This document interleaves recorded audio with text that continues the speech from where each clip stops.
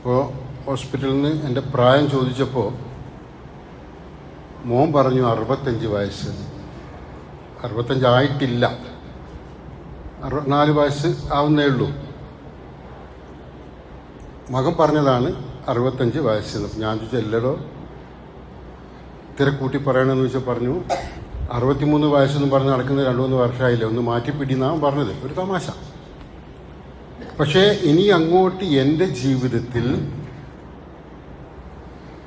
മുമ്പെങ്ങും ഇല്ലാത്ത വിധത്തിൽ ഇനി അങ്ങോട്ടുള്ള എൻ്റെ ആയുസ്സിൻ്റെ ഓരോ സമയവും എനിക്ക് വിലപ്പെട്ടതാണ്. അത് 66 ആവും, 67 ആവും, 70 ആവും, 70 ആവുമോ 71 ആവുമോ എന്ന് പോലും സംശയിക്കുന്ന രീതിയിലേക്കാണ് ഞാൻ എത്തിക്കൊണ്ടിരിക്കുന്നത്. കുറച്ച് കാലം മുമ്പ് എൻ്റെ യുവത്വ ഘട്ടത്തിൽ 1 വയസ്സും 2 വയസ്സും 3 വയസ്സൊന്നും എനിക്കൊരു വിഷയമല്ലായിരുന്നു.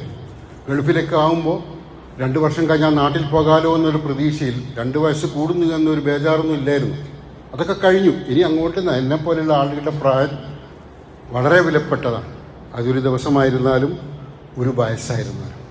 പ്രിയപ്പെട്ടവരെ, ഈ ആയുസ്സിനുള്ളിൽ നമുക്കൊക്കെ മനസ്സിലാവുന്നൊരു വിഷയമുണ്ട്. നമ്മുടെയൊക്കെ ജീവിതത്തിൽ നമ്മളെയൊക്കെ അത്ഭുതപ്പെടുത്തിയ ഒരുപാട് സംഭവങ്ങൾ ഉണ്ടായിട്ടുണ്ട്. കൊച്ചു കൊച്ചു സംഭവങ്ങളായിരിക്കാം, പക്ഷേ ചില ഘട്ടങ്ങളിൽ അതൊക്കെ നമ്മെ വിസ്മയിപ്പിക്കുകയോ അത്ഭുതപ്പെടുത്തുകയോ ചെയ്തിട്ടുണ്ടാവാം. ചില ഘട്ടങ്ങളിൽ നമ്മൾ ജീവിതത്തിൻ്റെ ഒഴുക്കിൽ അങ്ങനെ ഓടിപ്പോകുമ്പോൾ ഒരനുഭവം നമ്മുടെ തന്നെയോ അല്ലെങ്കിൽ നമുക്ക് വേണ്ടപ്പെട്ടവരുടെയോ ഉണ്ടാകുമ്പോൾ അപ്പോൾ നമ്മളെ മനസ്സാകെ പതറിപ്പോവും. മരണം പോലുള്ള വിഷയങ്ങളാകുമ്പോഴൊക്കെ ഇനി നന്നാകണമെന്ന ഒരു തോന്നൽ നമുക്കുണ്ടാകുന്ന ഒരുപാട് ഘട്ടങ്ങൾ, നമ്മളെക്കുറിച്ച് പള്ളിയിൽ വരുന്ന ആളുകളെക്കുറിച്ചല്ല പറയുന്നത്, ഉണ്ടാകുന്നുണ്ട്. എല്ലാ ആളുകൾക്കുണ്ട്. ഇനി നന്നാവണം, ഇങ്ങനെ ജീവിച്ചാൽ പോരാ എന്ന ഒരു അനുഭവം ജീവിതത്തിൽ വരാത്ത ഒരു മനുഷ്യനുണ്ടാവില്ല, എത്ര അടിച്ചു പൊളിച്ച് ജീവിക്കുന്നവനായിരുന്നാലും. എന്നാൽ ആ അനുഭവത്തെ പിന്നീട് മയപ്പെടുത്തി അവഗണിച്ചുകൊണ്ട് തന്നെ പഴയ രീതിയിൽ പോവുകയാണ് ആളുകളധികവും. ഇപ്പോൾ റമദാൻ മാസത്തിൽ നമ്മളിലുണ്ടാകുന്ന ഭക്തിയും ആ തീവ്രമായ എന്താ പറയുക തഖ്വയൊക്കെ റമദാന് ശേഷം പലപ്പോഴും നമ്മിൽ നിന്ന് കയ്യൊഴിഞ്ഞു പോകുന്നില്ലേ എന്നൊരു ചോദിച്ചാൽ ഉണ്ട് എന്ന് തന്നെ പറയാൻ കഴിയാം. അപ്പോൾ ഇത്തരത്തിലുള്ള സന്ദർഭങ്ങളെ നമുക്ക് നമ്മുടേതാക്കി മാറ്റാൻ എങ്ങനെ കഴിയും? വിശുദ്ധ ഖുർആൻ ചോദിക്കാണ്, അലം യഇനി ലില്ലദീന ആമനു അൻ തഖ്ശാ ഖുലൂബുഹും ബിദിക്രില്ലാഹ്. വിശ്വാസികൾക്ക് അവരുടെ ഹൃദയങ്ങൾ അള്ളാഹുവിനെ പറ്റിയുള്ള സ്മരണയിലേക്ക് തിരിച്ചു വരാൻ സമയമായില്ലേ? ഖുർആൻ ചോദിക്കുകയാണ്. മനുഷ്യരെ, നിങ്ങൾക്ക് അള്ളാഹുവിനെ കുറിച്ചുള്ള സ്മരണയിലേക്ക് ഇനിയും തിരിച്ചു വരാൻ സമയമായില്ലേ? വമാ നസല മിനൽ ഹഖ്, അള്ളാഹു അവതരിപ്പിച്ചു തന്ന സത്യത്തിലേക്ക് തിരിച്ചു വരാൻ സമയമായില്ലേ? ഖുർആൻ ചോദിക്കുകയാണ്. അതൊന്നും സമയമായില്ല, ഇനിയും ഒരുപാട് കഴിയണമെന്ന ഒരു കണക്ക് കൂട്ടലിൽ നമ്മളങ്ങനെ കഴിഞ്ഞ് നമ്മുടെ ആയുസ് തീരുകയാണ്. അവസാനത്തിൽ ഞാൻ നേരത്തെ സൂചിപ്പിച്ചതുപോലെ ഒരു 65 വയസ്സൊക്കെ ആകുമ്പോഴായിരിക്കും ചിന്തിക്കുക, ഇനി സമയവും വേണ്ടത്ര ഇല്ലല്ലോ, ഇനി കളിക്കാനൊന്നും ആരോഗ്യമില്ലല്ലോ, ഇനി അടിച്ചു പൊളിക്കാൻ എൻ്റെ കയ്യിൽ സമ്പത്തൊന്നും ഇല്ലല്ലോ, ഞാൻ ആളുകൾക്ക് പ്രിയപ്പെട്ടവനായിരുന്നു, സൗന്ദര്യവാനായിരുന്നു, ആരോഗ്യവാനായിരുന്നു, അതൊക്കെ ക്ഷയിച്ചു പോയില്ലേ എന്ന് അപ്പോൾ ചിന്തിക്കുമ്പോൾ അപ്പോഴെങ്കിലും തിരിച്ചു വരാനുള്ളൊരു മാനസികാവസ്ഥ നമുക്കുണ്ടാവണം എന്നുള്ളതാണ് മതത്തിൻ്റെ താല്പര്യം. അള്ളാഹു വലിയ പാപങ്ങൾ ചെയ്യുന്ന ആളുകളുടെ പാപങ്ങൾ പോലും ആത്മാർത്ഥമായി തൗബ ചെയ്താൽ പുറത്തു കൊടുക്കുമെന്ന് പറയുന്നുണ്ട്. തൗബയുമായി ബന്ധപ്പെട്ട വിഷയം പറയുമ്പോൾ നമുക്കത് പറയാം. കഴിഞ്ഞ 2 ദിവസം മുമ്പ് മലയാള സിനിമയിലെ ഒരു മോശം സിനിമയിൽ നായികയായി അഭിനയിച്ച് ഒരു അശ്ലീലതയുടെ സിംബലായി അറിയപ്പെടുന്ന ഒരു നടി ഉംറക്ക് പോയിരിക്കുകയാണ്. ഉംറക്ക് പോകാൻ അവരെ പ്രചോദിപ്പിച്ച മറ്റൊരു സിനിമാ നടിയായിരുന്നു. അവരും കൊച്ചു കൊച്ചു വേഷങ്ങളിൽ മലയാളത്തിലൊക്കെ അഭിനയിച്ചിരുന്ന നടിയാണ്. അവരും ഇസ്ലാമിലെ ആ അന്തസത്തയിലേക്ക് വരികയും അവരുടെ ഉപദേശം അനുസരിച്ചാണ് ഈ സ്ത്രീ ഉംറക്ക് പോയിരിക്കുന്നത്. പോകും മുമ്പ് അവർ പറഞ്ഞെന്നറിയോ, ഇൻഡസ്ട്രിയെ ഞാൻ ഒരുപാട് അബദ്ധം ചെയ്തു, ഇൻഡസ്ട്രിയിൽ എൻ്റെ സിനിമാ ലോകത്ത് ഞാൻ ഒരുപാട് അബദ്ധം ചെയ്തു, തൗബ ചെയ്യാൻ പോവുകയാണ്. അവരുടെ തൗബയുടെ ആഴം എത്രയെന്ന് നമുക്ക് പറയാൻ കഴിയില്ല. എന്തായിരുന്നാലും ഇത്തരത്തിലുള്ള സന്ദർഭങ്ങൾ ആർക്കും വരും.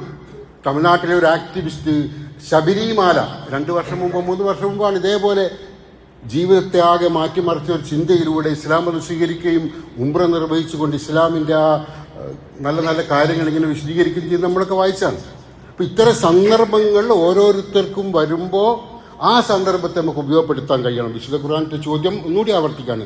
അലം ഇനി ലില്ലദീന ആമനു അൻ തഖ്ശാ ഖുലൂബുഹും ലിദിക്രില്ലാഹ് വമാ നസല മിനൽ ഹഖ്.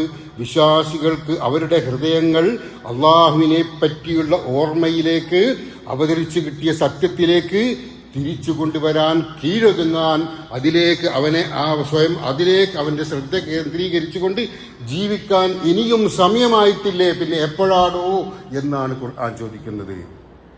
വിശുദ്ധ ഖുർആൻ തന്നെ മറ്റൊരു സ്ഥലത്ത് പറയുന്നുണ്ടല്ലോ, ഇന്നഹും യറൗനഹു ബഈദ, അവരതിനെ വിദൂരത്ത് കാണുകയാണ്. നമ്മളൊക്കെ പരലോക ജീവിതത്തെ വിദൂരത്ത് അങ്ങ് എപ്പോഴോ നൂറ്റാണ്ടുകൾക്കപ്പുറം സംഭവിക്കാൻ പോകുന്ന ഒരു കാര്യം നമ്മളൊന്നും അടുത്തൊന്നും അങ്ങോട്ട് എത്തൂല എന്നാണ് അവർ വിചാരിക്കുന്നത് എന്ന് നമ്മുടെ മനസ്സിന്റെ ആ ചിന്ത ഖുർആൻ പറയുകയാണ്. അവർ അങ്ങനെ വിചാരിക്കുന്നു. ഇന്നഹും യറൗനഹു ബഈദ, തീർച്ചയായും അവർ അതിനങ്ങ് വിദൂരത്തായി കാണുന്നു.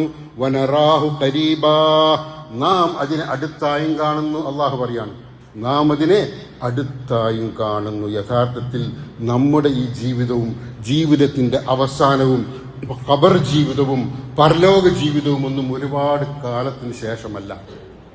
നമ്മുടെ 65 വയസ്സൊക്കെ ആയെങ്കിൽ ആ 65 വയസ്സ് എത്രത്തോ പെട്ടെന്നാണ് തീർന്നു പോയത് എന്ന് ഇപ്പം ഞാൻ ആലോചിക്കുന്നുണ്ട്. ആ സമയത്ത് ചിന്തിക്കാൻ നമുക്ക് കഴിഞ്ഞില്ലായിരുന്നു. ഇപ്പം ഞാൻ ആലോചിക്കുന്നുണ്ട്, എൻ്റെ യുവത്വത്തിലേക്ക് തിരിച്ചു പോകാൻ എനിക്ക് ഒരു നിർവാഹമില്ല.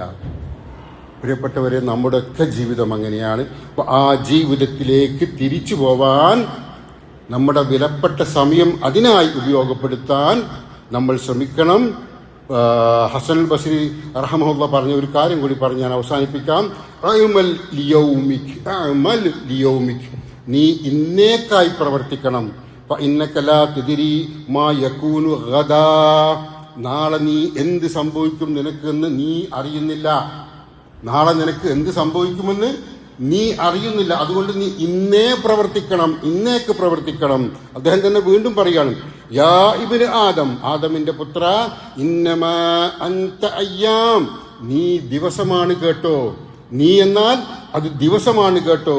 ഫഇദാ ദഹബ യൗമ ദഹബിൻ ബാദക്, ഒരു ദിവസം കടന്നു പോകുമ്പോൾ, ഒരു ദിവസത്തിന്റെ ഒരു ഭാഗം കടന്നു പോകുമ്പോൾ നിന്റെ ഒരു ഭാഗമാണ് തീർന്നു പോകുന്നത് എന്ന് നീ തിരിച്ചറിയണേ എന്ന് ഹസനുൽ ബസ്രി റഹ്മഹുല്ലാ പറഞ്ഞു. നമ്മളൊക്കെ ആലോചിക്കേണ്ടത് നമ്മുടെ സമയവും നമ്മുടെ ജീവിതവും നമ്മുടെ ആയുസ്സുമൊക്കെ നമ്മൾ തന്നെയാണ് എന്ന അറിവിലൂടെ ദിവസം കഴിയുമ്പോൾ, ആയുസ് കഴിയുമ്പോൾ നമ്മൾ തന്നെയാണ് ഇല്ലാതായി പോകുന്നത് എന്ന ചിന്തയിലൂടെ നമ്മുടെ ജീവിതത്തെ പരിവർത്തിപ്പിക്കാൻ ശ്രമിക്കുക. അള്ളാഹു നമ്മെ അനുഗ്രഹിക്കുമാറാവട്ടെ. അസ്സലാമു അലൈക്കും വറഹ്മത്തുള്ളാഹി വബറകാതുഹു.